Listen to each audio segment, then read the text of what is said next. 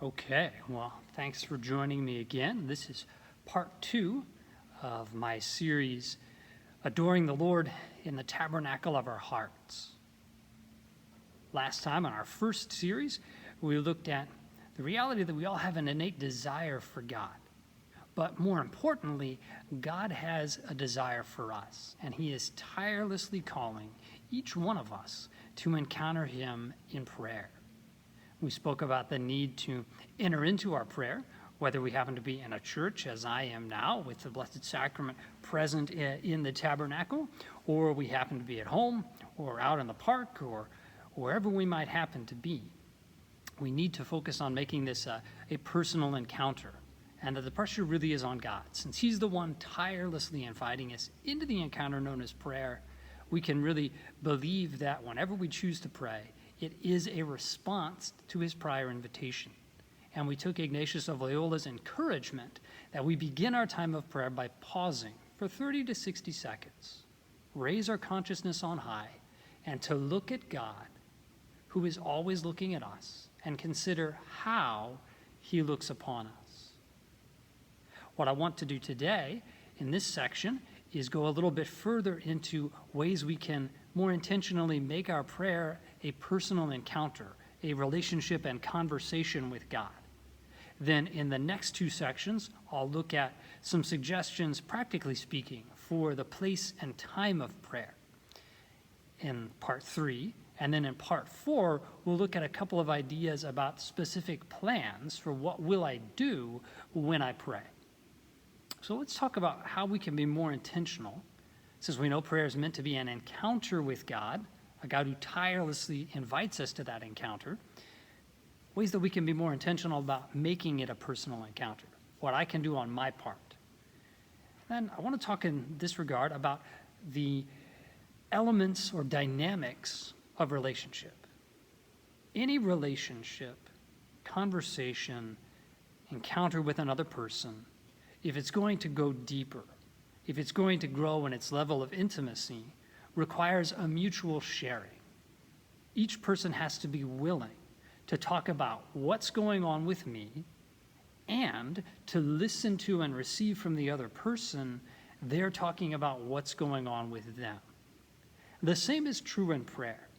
St. Teresa of Avila says that she thinks of prayer quite simply as a conversation between friends. In his spiritual exercises, St. Ignatius of Loyola encourages the retreatants that they should speak to God as one friend to another about all that concerns them. So we see the invitation into this, into the dynamics of relationship.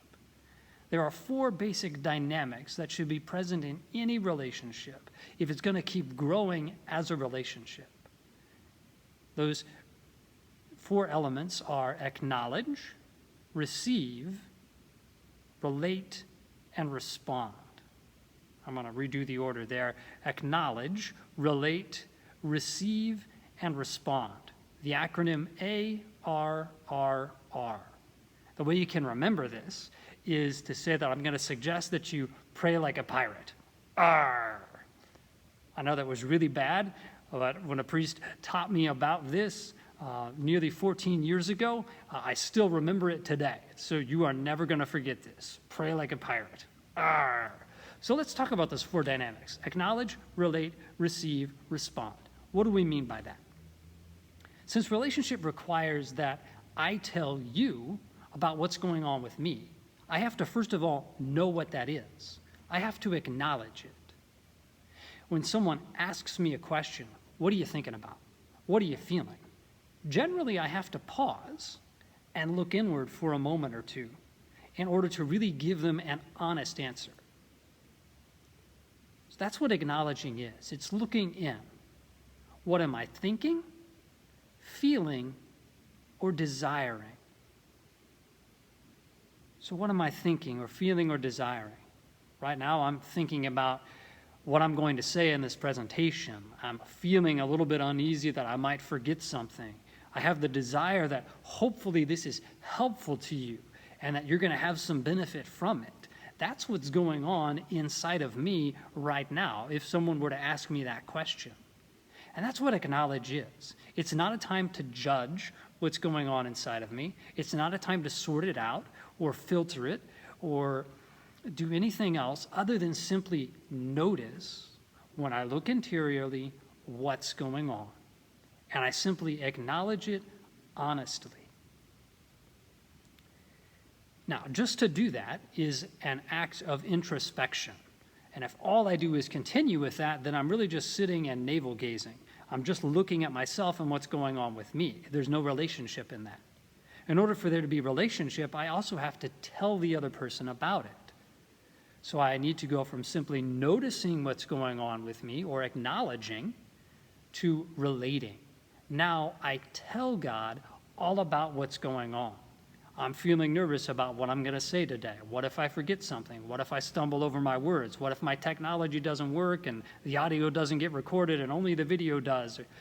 I tell God, Lord, I'm thinking about this. I'm feeling this way. I feel anxious because. I feel excited because. We tell God all about what's happening. In our time of prayer, it can be whatever's stirring in our prayer. If it seems like nothing is happening in my prayer and I'm getting tired of that, I'm growing impatient, I'm wondering what God is doing, I tell him about that because that's what I'm noticing is stirring in my mind and heart. So relating also is something that is honest. It's not a time to really filter or sort it out. It's just simply telling God honestly and truthfully, here's what's going on with me. We also know that conversation and relationship can't just be a monologue. It can't just be me talking. I also have to let the other person speak to me. That's where the dynamic of receiving comes in. So there's acknowledging what's going on with me, relating, sharing what that is. There's also receiving. I need to take the time to pause. This is probably the most difficult aspect of prayer, to pause and wait. To receive from God what he wants to give to me, the concrete way that he wants me to experience his love for me, his presence with me right now in this moment. This is challenging because in prayer, we're dealing with God who is pure spirit. It's not the same as talking with another person who's actually right there. I can see them, I can reach out and touch them. There's immediate feedback. Oftentimes in prayer, that isn't the case. So receiving requires patient waiting with trust. Remember, God calls us first. His initiative of love always comes first. Our own first step is always a response. Even if it seems like nothing is happening and I'm sitting in a room just talking to the air in the hopes that maybe somebody is listening, God is there. He is receiving everything that I am sharing. We can have confidence in that. And that gives us the confidence to wait patiently, although we might be uncomfortable and feel a little antsy, to wait, to receive from God the concrete way he wants us to experience his love for us at this time. It can take many forms. Maybe it will be a word of scripture that comes to mind. If I'm praying with scripture, maybe it's a word or phrase in that scripture passage that just jumps out at me. Maybe it's words from a hymn or a song. Perhaps it's a mental image. Maybe it's a feeling, an emotion that stirs, or a desire. Maybe it's a course of thoughts that just pops up and it's like, wow, that didn't come from me. Those could all be ways, and there are many others, that we experience God's love for us concretely right now in this moment. Sometimes it doesn't seem like anything particular. That's why receiving is the dynamic of relationship. When it comes to an encounter with God, that can be challenging because it may seem like nothing at all is happening. Whatever I receive from God should inspire, direct, and sustain some kind of response of love for God or neighbor in my life. So there should be a response, which is the fourth letter in the acronym. Acknowledge, relate, receive, respond. That response could take many forms. It might be that I continue the dialogue with God. I have a sense of him calling me to do something. Maybe that seems really exciting, and I tell him about that. Maybe it's kind of scary, and I tell him about that. Maybe it's an invitation that I sense from God to do something particular.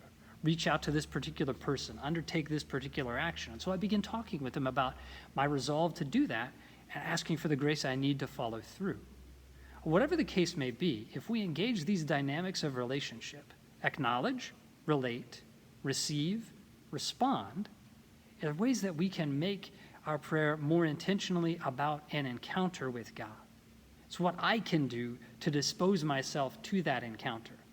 And the more intentionally that I engage it, day in and day out, the more likely I am to experience my prayer, whatever particular method I might follow, whatever particular place I might pray, the more I'm likely to experience that as a genuine personal encounter with God. A few other notes before we wrap up this part of this series on adoring the Lord in the tabernacle of our heart. These dynamics, acknowledge, relate, receive, respond, don't necessarily go in that order. In fact, they usually overlap and intertwine with each other. In fact, if we begin with Ignatius' suggestion of looking at God who's looking at me and considering how he looks at me, we actually begin our prayer with receiving. And then we move into relating, acknowledging, and responding. So those dynamics aren't necessarily in that order. And these dynamics can be applied to any type of prayer. So this can be applied when I'm praying the rosary. I pause as I have something that strikes me about that particular mystery. Or the Stations of the Cross. I pause and talk with God about what strikes me about each of the stations. Or praying with Scripture. Or just praying an examination of conscience. It can be when I'm at Mass, something that strikes me as I listen to the readings, or hear something in the homily, a little sidebar conversation with God about that.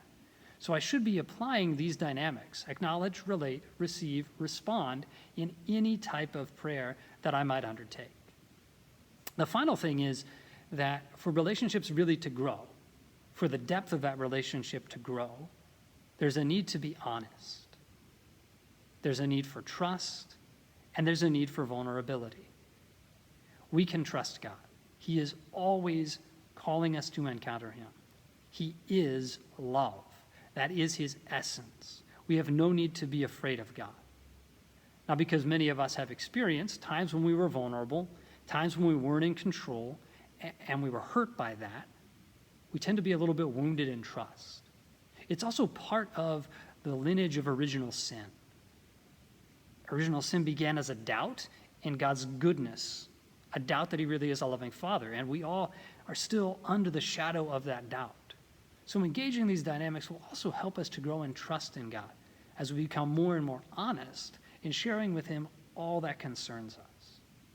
So I encourage you, whatever your prayer looks like, to start practicing these dynamics of acknowledge, relate, receive, and respond, so that your prayer can go more and more as a relationship and encounter with God that grows more and more into a constant and unceasing communion with God throughout your life. Thanks for stopping by and checking this out. I hope it was helpful to you. We'll have in the next two parts some more practical steps about place and time and some particular plans for what to do when I pray. Thanks again. God bless you.